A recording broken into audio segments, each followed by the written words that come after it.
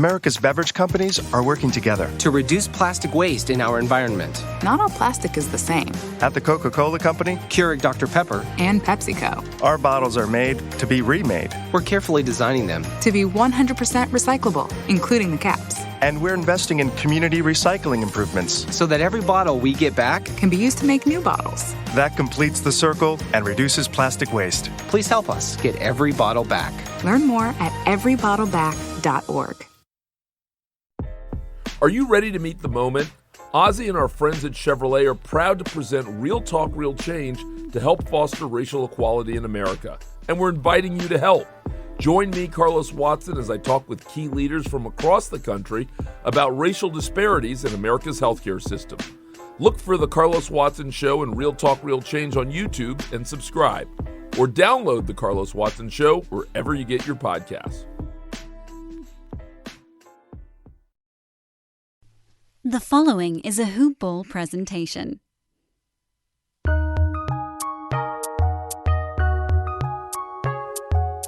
Welcome to the Fantasy NBA Today podcast.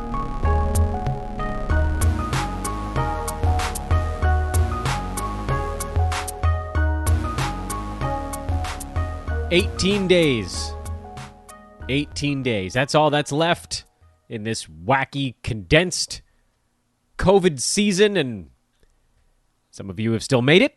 I presume if you're listening to the podcast, you're probably still going, but I guess that might not be true because many of you do listen in the off season. I just think even I'm human too. I think if I lost, I probably would not listen to the fantasy podcast the next day. So anyway, we'll keep it going. Hopefully you guys are hanging in there this week. It's been a weird one. Yet another screwy night of basketball, and that's what we're going to be recapping here in just a moment. Welcome to the show. This is Fantasy NBA Today. I'm your host, Dan Besbris.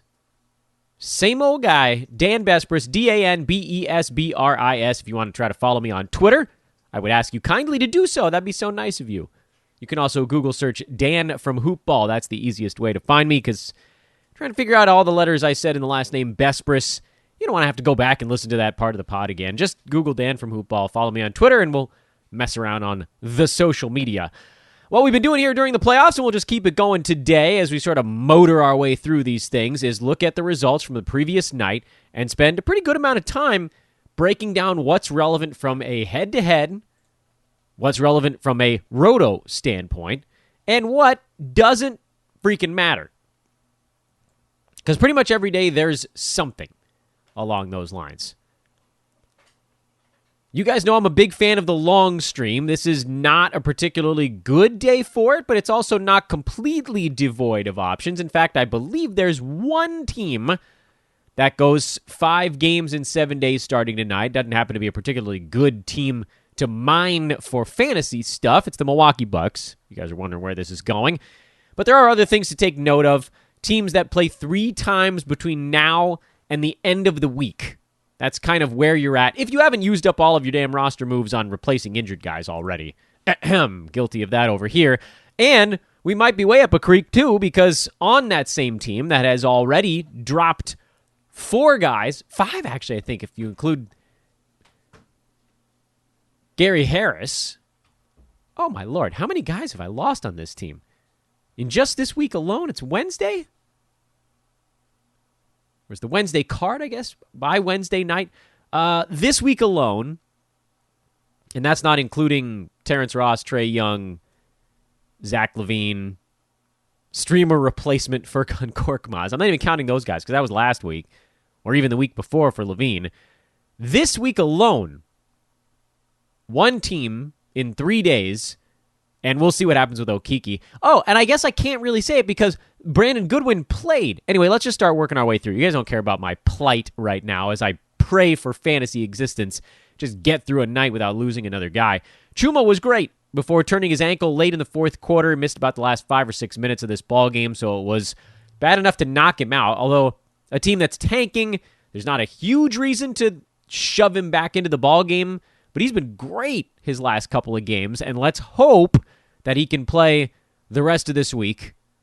Otherwise, I'm screwed. But also, it just kind of sucks. Dude was playing well. Gary Harris had a big ball game. He'll likely sit out half of their back-to-back, and I don't trust him even on a roto standpoint. This team, you're going Mo Bamba, who now, thanks to Wendell Carter Jr.'s foul trouble and minute restriction, Bamba has moved in front pretty clearly in the fantasy game pecking order, although they almost had the exact same fantasy game yesterday. Bamba hit a three-pointer, and Wendell Carter Jr. missed a free throw. And that was like the only thing that separated the two guys.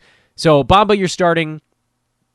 Okiki, you're starting if he's healthy. Cole Anthony, you're starting. Wendell Carter Jr. is no longer a must-start guy. I think I'd keep rolling him out there.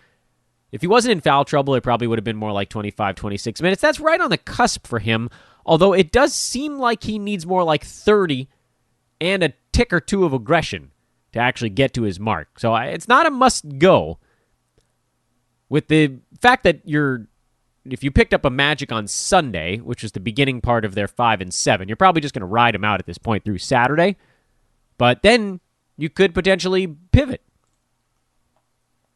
On the Cleveland side, still no Colin Sexton, so Cedi Osman continued to get plenty of shots. Not Darius Garland level, who took 24 shots in this ball game. Isaac Okoro got weirdly aggressive on offense. Had 12 shots and 6 free throws. I did not see that coming, and I don't believe it'll happen again.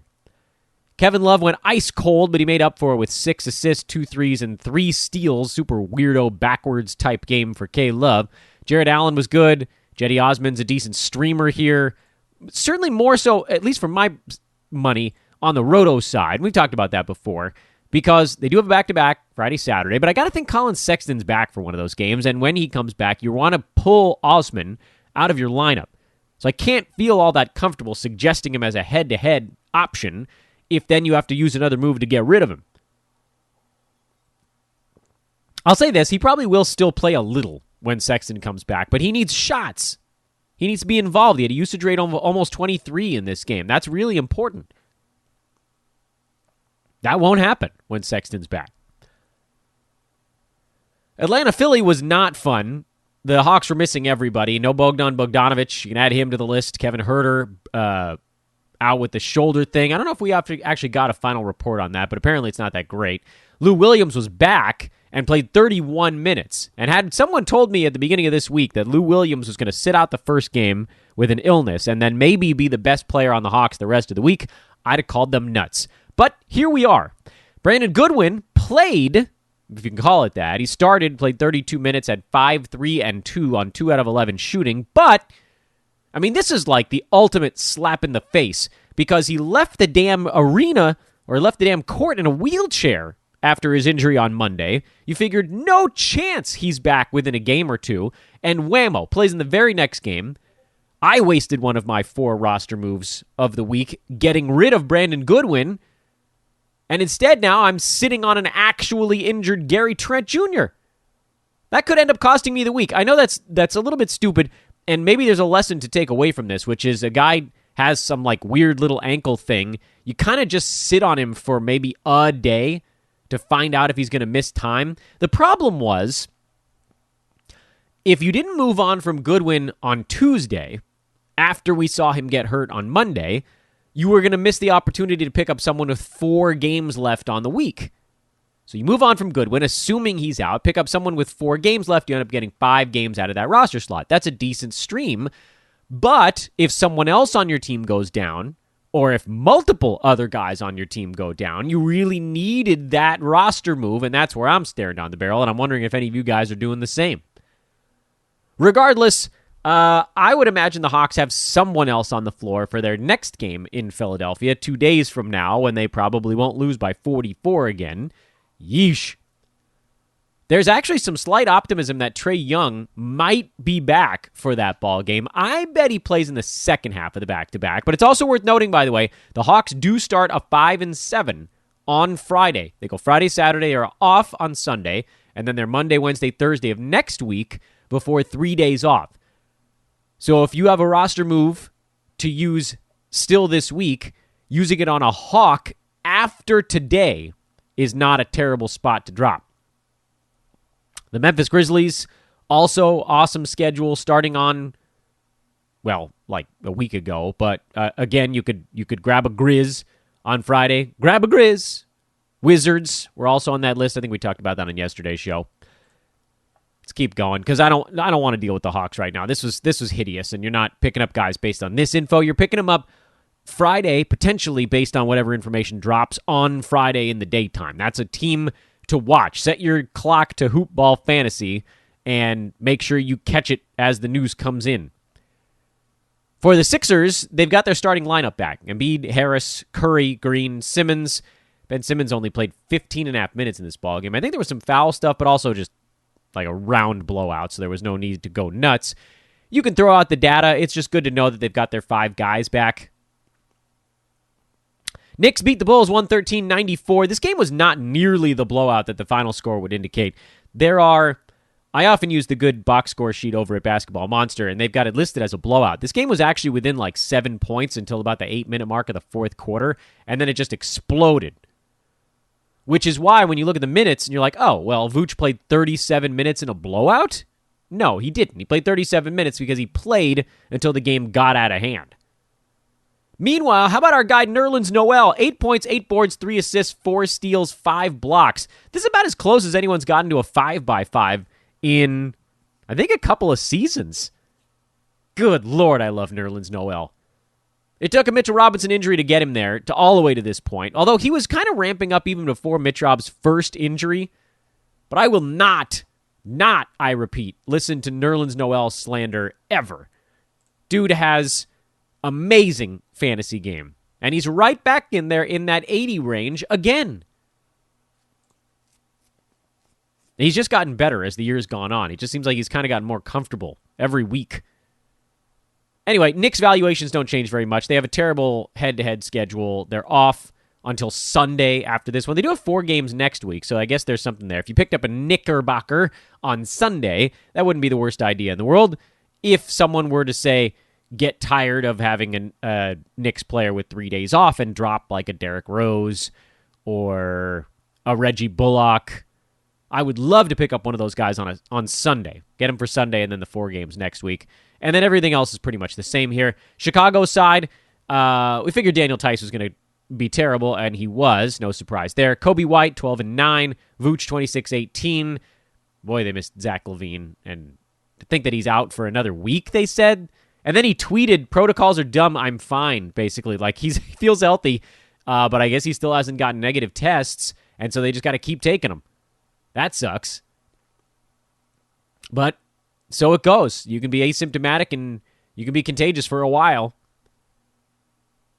You know my thoughts on this thing, Zachary. This didn't have to be a thing.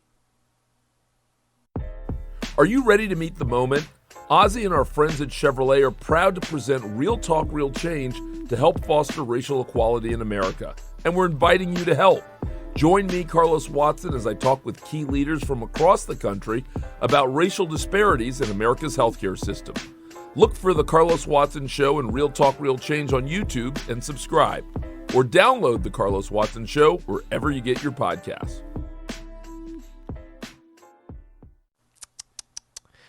Garrett Temple actually had a pretty good ball game. He's been okay lately with no LaVine out there. They've needed other people to just take a couple of shots, and he literally took a couple of shots. He took 6 in 35 minutes, so a couple shots every 12 minutes was the pace there. Thad Young, his minutes back up now to 29, so hopefully we were able to hang on just long enough there. Seemed like he was disappearing, but they figured out a way to use him. And the Bulls are in a dogfight now. They keep losing, the Wizards keep winning. They're currently out of the playoffs by 2 games. Bulls are 4-6 their last 10. Wizards are 9-1. Raptors 6-4. They're actually tied with the Bulls. Also, I don't want to say the Pacers are safely in. They're a game and a half up on the Wiz. They got a pretty good cushion over the Bulls, but Indy's looked bad lately too.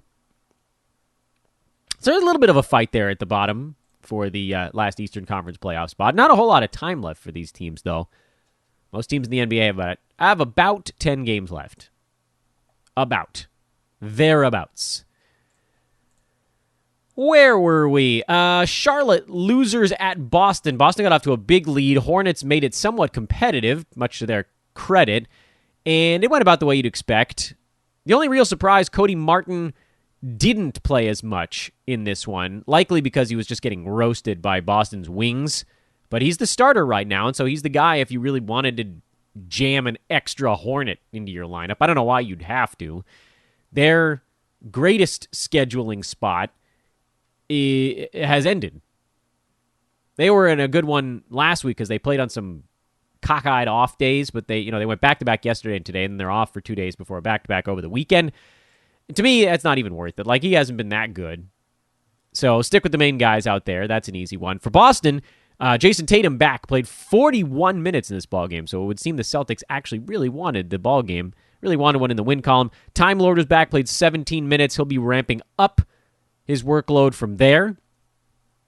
So get him going again. Jaylen Brown has thrown it into overdrive lately. Aaron Nesmith had a pretty good ball game. 3 steals, 3 blocks, 2 3-pointers, but I don't think you can trust that to happen again.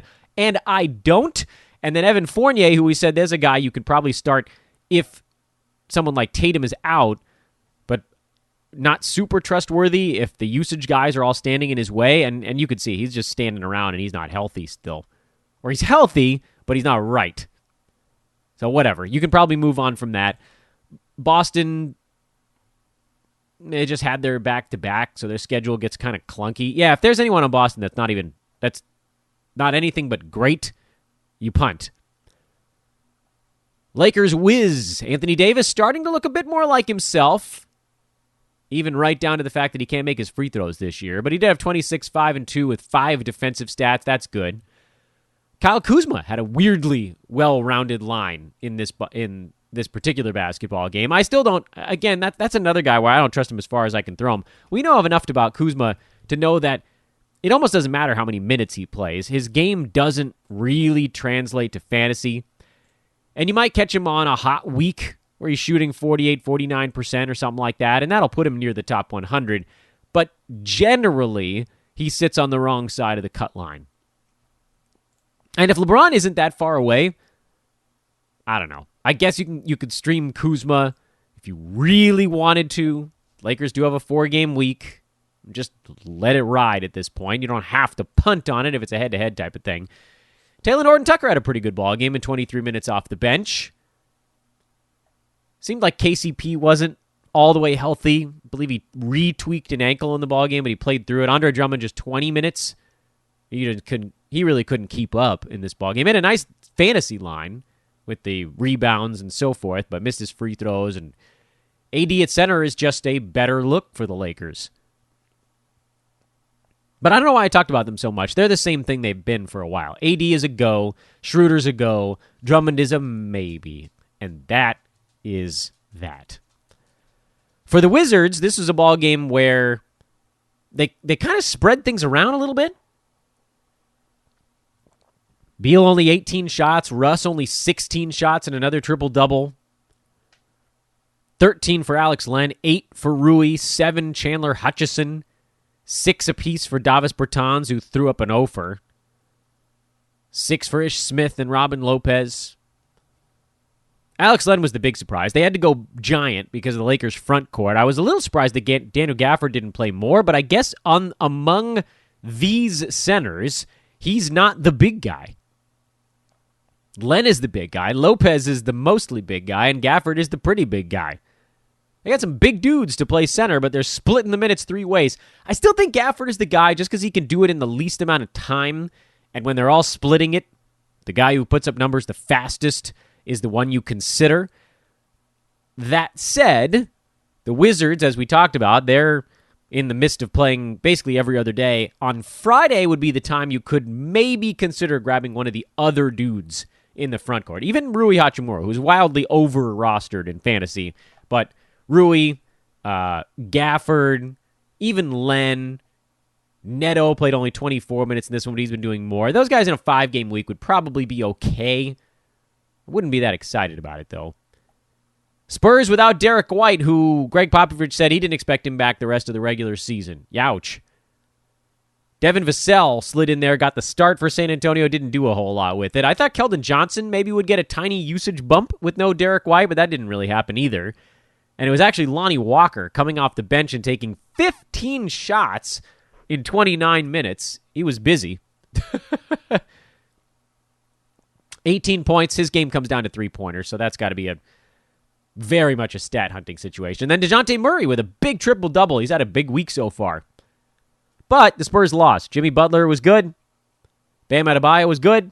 Dwayne Dedmon was awesome in 16 minutes. We know he can get it done in about 22, but 16 is not going to be enough. Kendrick Nunn back out there. He had 18 and 38 minutes of basketball, and I guess you could stream him at this point. Goran Dragic played 28 minutes off the bench. He'll be hurt by the time you pick him up. But for the Heat, they're off for 2 days. So head-to-head-wise, you're not doing anything with this team right now. I'm really looking more on the Roto standpoint. Nunn is your, he'll get you some points, really. Trevor Ariza, he'd been playing better. This one was a little bit, not as great for him. They went to more Iguodala. He had some lineups where guys were doing things, and Ariza wasn't really part of it. Generally, he's been better than this.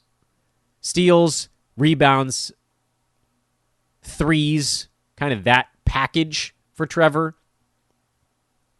We're all about stat hunting at this point. Portland blew out Memphis. This was a double revenge game. These two teams played 3 times in the span of 5 days. That's pretty crazy.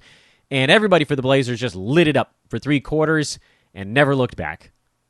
So the minutes are a little bit screwy. Portland guys played, I think, a few more minutes than perhaps they normally would just to make sure that they stomped on Memphis and didn't give them any hope in the fourth quarter. That was good for those of us with Blazers on our fantasy team. So Dame, CJ, Norm, they all got into the 30s. Nurk was the one they went light on, and that's fine. We know what to do with this team. And do I really have to tell you guys not to panic on Robert Covington again? Do we need to go down that path after a slow start and then 3 months of top 25? No, we don't need to go down that path. Grizzlies, this is the way their minutes look even when they're not in a blowout, but, whatever. JV was okay. Dylan Brooks was meh. I think we really know what to do with this team at this point. Jaren Jackson Jr. is going to be a go anytime he's playing. Ja Morant, certainly more so in points leagues, but you almost have to use him in 8-cat. I don't know if you actually have to use him in 9-cat. Slow-Mo's in a little bit of trouble. He had 3 steals in this game to kind of salvage the fantasy line, but with JJJ around, that's chopping into his activity. And then Brandon Clark is by no means a guy you need to start. I'm going to give you the green light on DeAnthony Melton again. He, like everybody else on the Grizzlies, was not very good in this ballgame, but if he's going to get 22 minutes most nights, he's a go. Grayson Allen briefly left but came back, so we won't worry too much about that. New Orleans, Denver, there was an injury in this ballgame, and there's a maybe injury. Michael Porter Jr. got undercut, and I think landed a bit awkwardly on his ankle, if I'm not mistaken. He still had a big ballgame in 40 minutes. You wonder if that thing tightens up at all. Nuggets, next ballgame is tonight. They host Toronto on the back-to-back, so we'll see if anything locks up for MPJ. For Denver, they want to keep showing that they can do it without Jamal Murray, and they've been fine without him. They haven't been world beaters, but they've been pretty good. There's a whole lot to worry about there. If I'm Denver, what are they going to do? I know they don't want to play the Lakers, and right now that's their matchup, but the Lakers could easily fall behind the Mavericks. Or the Lakers, maybe LeBron comes back, and it doesn't happen. So if you're the Nuggets, I think you're just trying to win games at this point. You want home court as long as you can get it. Probably only going to be the first round with the way things are going. But they also are not going to push it. If Michael Porter Jr. is not good to go, then he'll rest, and someone else will get to do more. Paul Millsap, they'll probably slide Aaron Gordon down to small forward, if I had to guess. Or maybe it's JaMychal Green if he's healthy enough to go in their next one. Regardless, we'll play it by ear a little bit. How about that big ball game for Facundo Campazzo, 19-6-10, and that 5-7 stream, which is coming to an end tomorrow. Denver's schedule lightens up a little bit after tomorrow's game with Toronto. That's turning out to be a pretty good one, just from a stat hunting side of things. The injury that I actually want to talk about is Steven Adams, who I believe hurt his hand. Am I getting that right? I might have missed that one. Played 13 minutes, left mid-ball game again. And then Willie Hernan-Gomez soaked up a bunch of center minutes, but didn't really do much with them. Still, in most scenarios, that's the Nikola Jokic magic. In most ball games, and we'll go to the calendar to make sure we know what we're talking about here, the Pels are in Oklahoma City taking on the Thunder tonight. This is actually game 2 of a 5-7 stretch for them. That also involves Minnesota and 2 games with the Golden State Warriors. So it's not out of the question to pick up a Pelican for now these 4 in 6 days remaining on that 5 and 7. And I would normally say don't do it, but now this becomes a stream of opportunity where 4 games in 6 days might actually be worth it. But we've seen Steven Adams do this before. He leaves mid-ball game, and then all of a sudden he's just sort of back, which is why I have a lot of trouble recommending a Pelican head-to-head stream. I will recommend a Hernan Gomez pickup in Roto. If we find out Steven Adams is out and Willie's starting against the Thunder of all teams, he's just going to go out there and rebound like a maniac. I mean, he might legitimately have like a 14 and 16 type of game for one night. You can do that in Roto. Get your one-night guy in there. We should start calling it a one-game stand. Basketball streaming iteration of a one-night stand. Utah, Sacramento. That was a good ball game, wasn't it? Oh, my God. 154 to 105.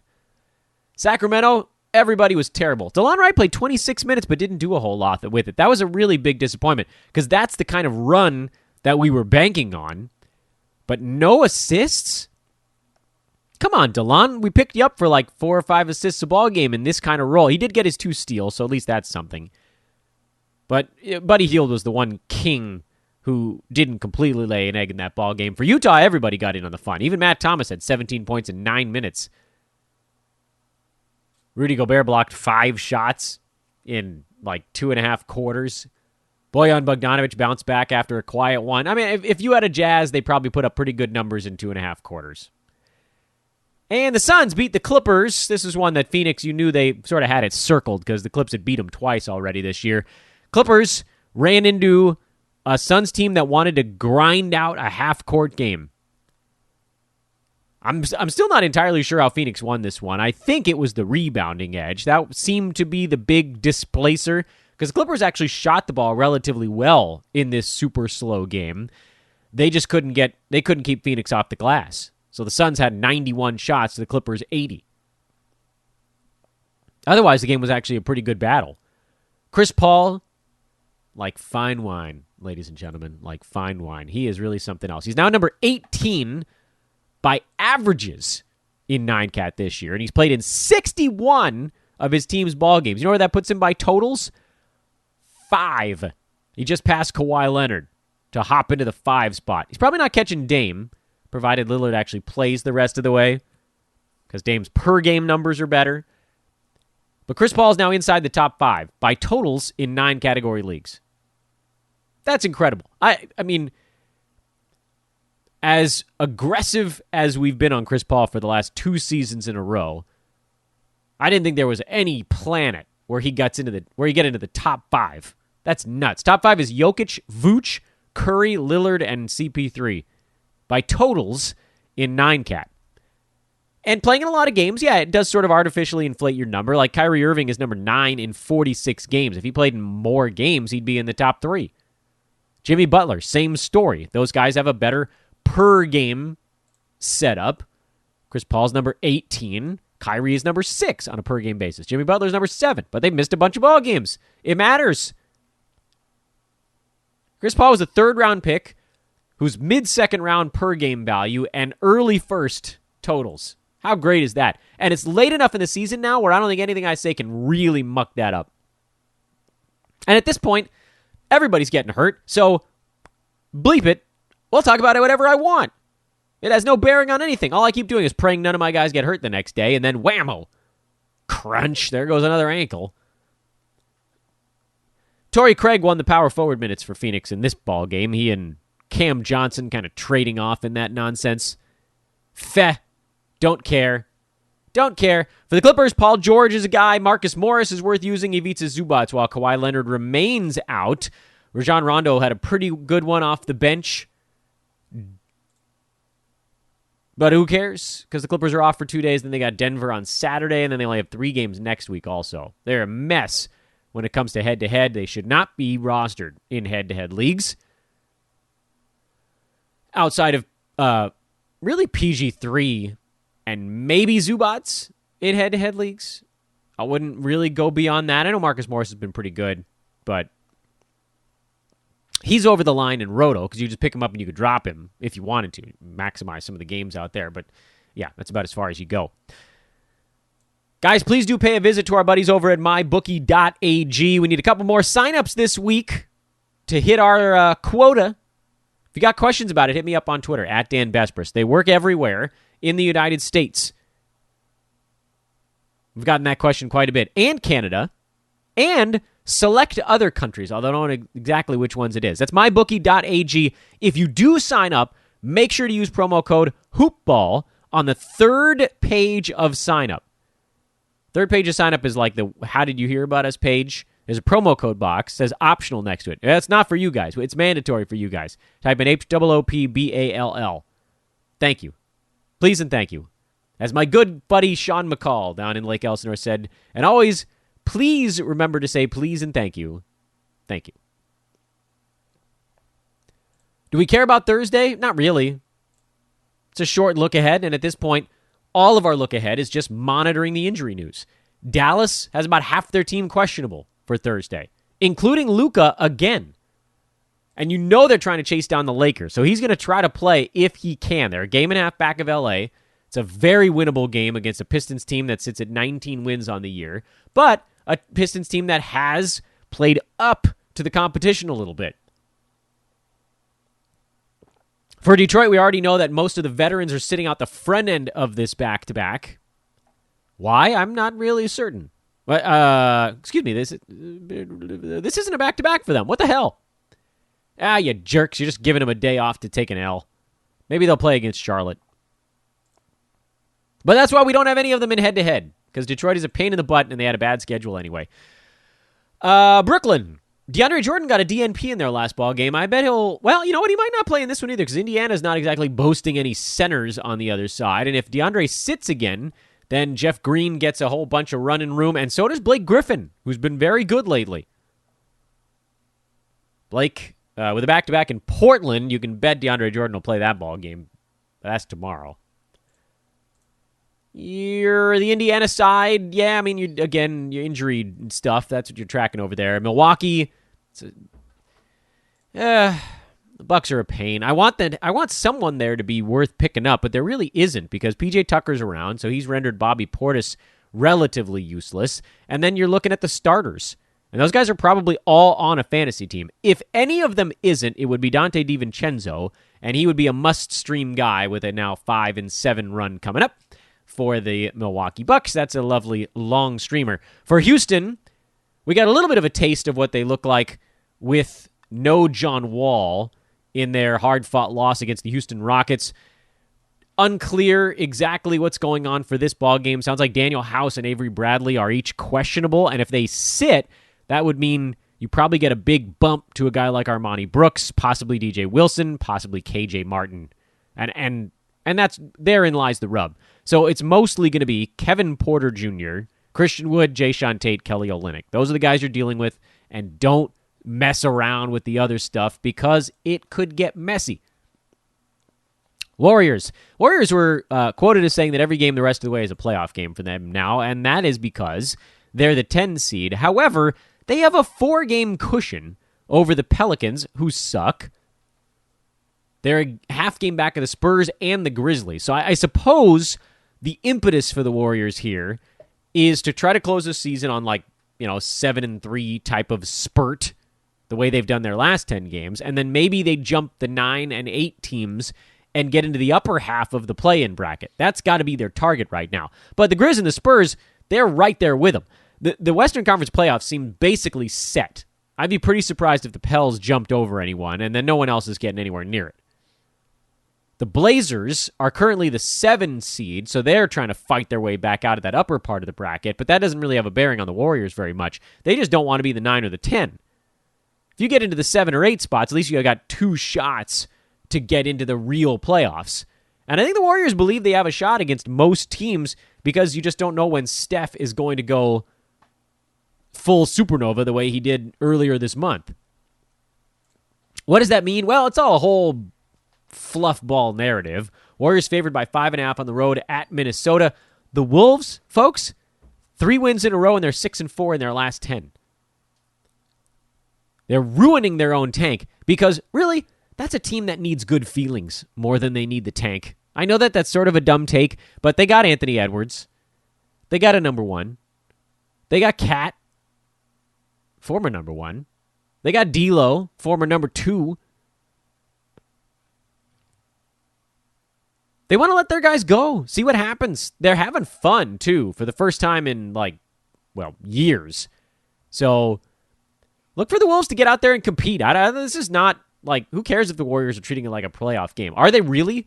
It's an easy thing to say, but when you know you've got a 4-game cushion underneath you, I don't know. I'm not sure I buy it.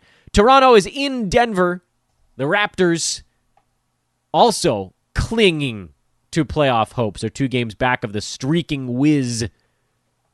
And they're just not that good, even with the roster fully healthy this year. I'd be more inclined to look at them on the road. Denver only favored by 3. That's kind of weird. The Nuggets haven't been able to really knock teams around much lately, and that's probably part of it.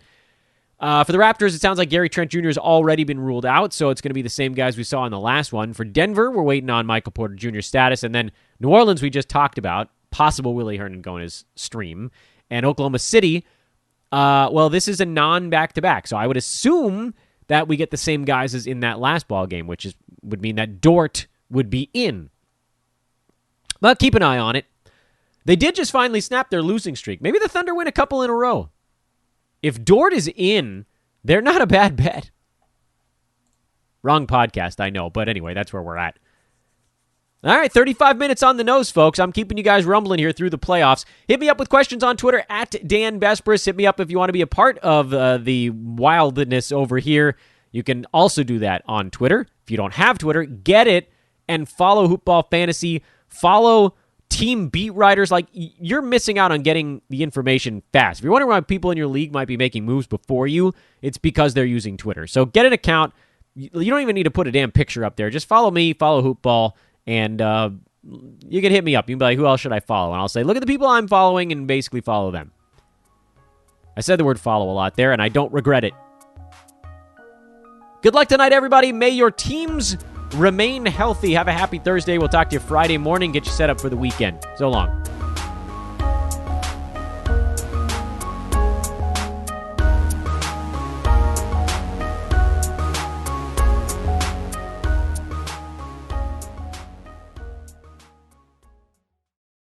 This has been a Hoop Ball presentation.